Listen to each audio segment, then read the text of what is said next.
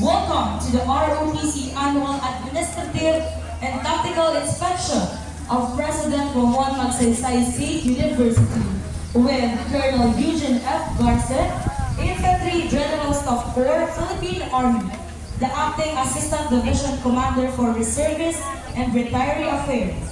To formally start our program, may I request everyone to please stand up for the invocation to be led by Cadet Lieutenant Colonel Denzo Rafael F. Tikman, First Class. Yes. Yung narinig ko. Ang naging siguro to the Regional Annual Administrative and Tactical Inspection, we humbly ask your presence among us. We stand before you with grateful hearts. Bless this event, O Lord, and reflect the hard work, dedication, and teamwork of all involved. Grant us strength and discipline, clarity in purpose, and pride in our nation. May every movement, command, and report reflect the dedication we pour into our training. Instill in us the true spirit of service, leadership, and honor. That we may uphold the noble traditions of the ROTC with integrity and excellence.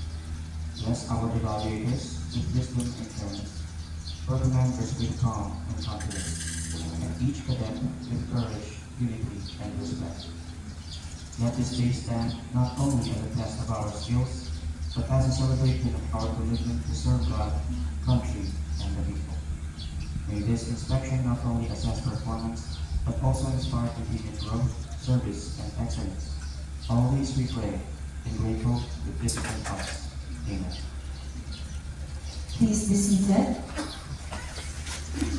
At this juncture, may I call on Mr. Alan L. Gabriel, the ROTC coordinator, for his welcome remarks. Sir? Ganda ng effect. Yung parang ano. May stabilizer ba yan? Yung maliwanag siya, tapos bigyan ang one touch. One touch pwede sila sa kanta ka sarap ni Celtic man. Paano Buds? To our very supportive president, you haven't met with us today because of the family matter, but he will be presented by our very energetic IBA Campus Director, Dr. Santi Martaras. To our distinguished guest of honor, Colonel Eugene F. Garcet, GSC Infantry Philippine Army, Officer in Charge, Office of the ADC or RRA, Acting Chairperson, Rahate. Pwede To ba our umiga? Superintendent Colonel Alvin. Pwede ba umiga? To our NSTP Director, Sige lang, Dr. sige lang. Jonah D. Serio. Sige lang. To our ROTC Commander, Major So, Judith hindi ko na natatampan ako. Philippine Army Reserve, and all the training staff, Pwede kayo umiga. guests, Umiga. and press. Mega. Morning po sa inyo. Hindi pwede It's yan. for the honor and privilege to welcome you all this year ROTC Annual Administrative and Practical Inspection or RAAD. Today is not just about assessment, but also about showcasing the discipline, commitment, and hard work that each cadet has put into their training. We extend our warmest welcome to the RAAD evaluators and guests. Thank you for taking the time to be with us. Your presence inspired us to maintain the highest standards of excellence in our ROTC. To our cadets, this is your moment to demonstrate the values and skills you have cultivated throughout the year. Stand proud and confident. You represent not just your unit, but the future of responsible leadership. Once again, welcome and let us all aim for successful and meaningful RAAD. Thank you. Thank you so much, sir, for the warm welcome. At this juncture, may we call on Dr. Santi A. Martaras, the IBA Campus Director, to deliver his message in behalf of Dr. Roy M. Villalobos, the University President. Bilyabalubos. Bilyalubos. To Bilyabalubos. Colonel Eugene F. Garcet and the Ayun yata yung akin. to our University President, Dr. Roy M. Villalobos, to our University Director for NSCP, Dr. Chona D. Serio, to our ROTC Coordinator, Mr. Alan Gabriel, to our PRSU ROTC training staff, headed by our CDC Director, Colonel Almi Cadillo, to our ROTC Commandant, Major Judith R. Gabriel, to our PRSU ROTC Corps and staff, headed by Corps Commander Cadet Colonel Monique G. Tolentino, to all our ROTC instructors, our ROTC cadets and cadets, other guests, ladies and gentlemen, a pleasant morning to all. First and foremost, on behalf of our University President, Dr. Roy M. Villalobos, I warmly welcome the esteemed members of the Regional Annual Administrative and Tactical Inspection, or the RAATI team, headed by Colonel Eugene F. Garcet, to our university.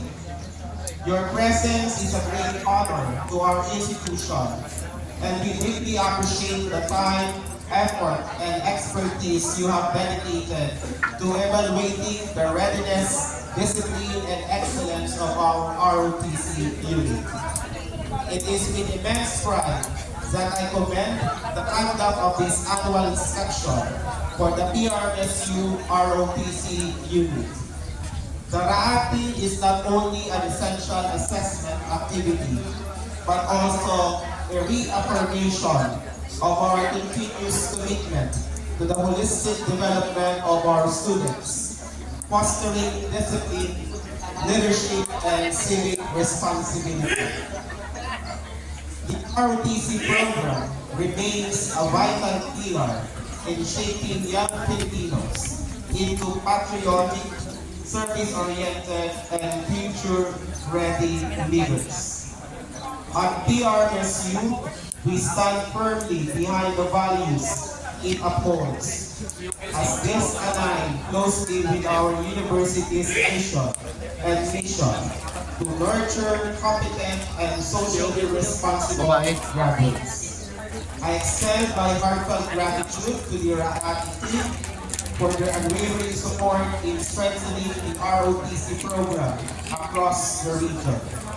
Your presence today inspires our cadets, officers, and training staff to pursue excellence in all facets of their duties. To our dedicated ROTC personnel and cadets, your hard work, perseverance, and commitment are truly commendable.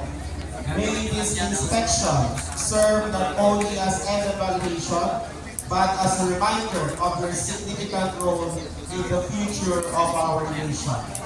Together, let us continue to uphold and champion the values of leadership, integrity, and service. Mabuhay ang PRSU ROTC unit, mabuhay ang ROTC, at mabuhay ang Armed Forces of the Philippines. Thank you so much, Dr. Saki. At this juncture, let us now witness the turnover of the ROTC Corps of Cadets and the unit color to the chairman of the graduation team. May I request Major Judith R. Gabriel, Adjutant General Services, Philippine Army Reserve, the Commandant of the Prinsu ROTC unit. The ROTC Corps of Cadets and the unit color will be received by Colonel Eugene F. Garcet, Infantry General Staff Corps, Philippine Army, the Acting Assistant Division Commander for the Service and Retirees Affairs, the Chairman of the RAATI team.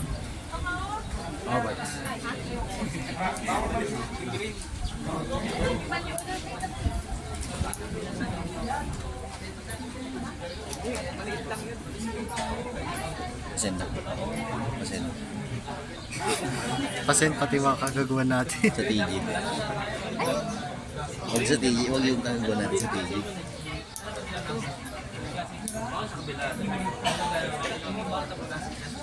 Anong kulay ba yung bags? Anong color daw? Green daw. Once again, let us all witness the turnover. Bag daw.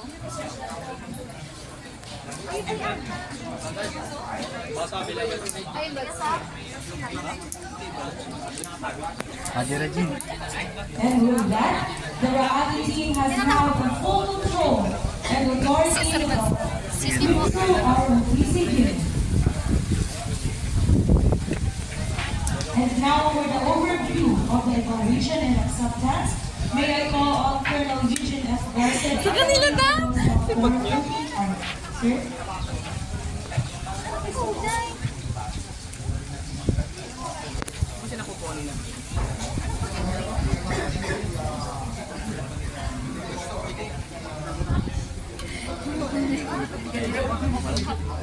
Kape lang. Yeah, picture ma'am. Ang akin, inubos nila ang puta. Hindi ba yung palibag niya? Annual Administrative and Tactical Inspection. Okay na yun. Huwag na siya. Okay na. Effective immediately, I hereby declare that all members of the ROTC training staff are now restricted. Bakit?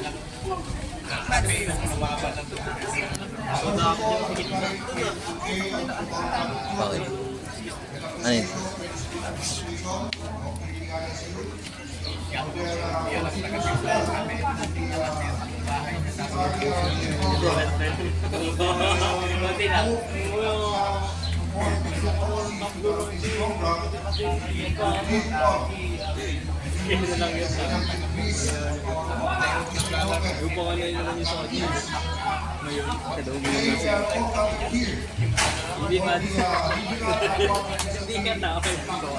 Hindi, sa akin okay lang naman. Kaso nga lang kasi ubos ang kaya nga pinuno ko kagabi. Alam din ako, tinan mo. Hard work and dedication training. May yelo yan. Repelan natin mamaya. Where is to give, well, really success. Sige, pwede mo pinili ng yelo. Evaluation serves as the defining measurement of cadets' level of knowledge, skills, and character required through the rudiments of the training. Describe the program instructions to the research officers of the course. You shall see how our cadets, both officers and men, would fare in the various activities.